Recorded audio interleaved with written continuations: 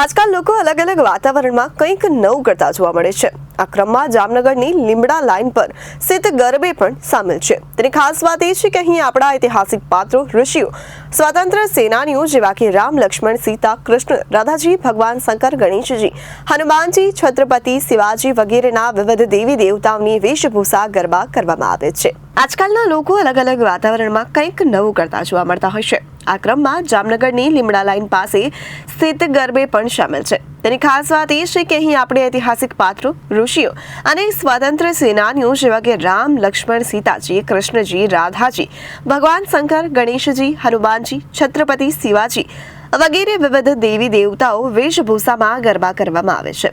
આટલું જ નહીં, આ પાત્રોમાં ઉત્તેજન પેદા કરવા માટે ક્યારેક રાવણના રૂપમાં એક પાત્ર પણ ગરબે રમે છે। આ ગરબા મંડળનું નામ શ્રી ભારત માતા આદર્શ ગરબે મંડળ છે। આ સ્થળે છેલ્લા 65 વર્ષથી નવરાત્રી દરમિયાન દર વર્ષે વિશાળ ગરબી કાર્યક્રમનું આયોજન કરવામાં આવે છે, જેમાં વિવિધ પાત્રોના રૂપ ધારણ કરી પરંપરાગત રાસ સાથે ગરબા રમાય છે।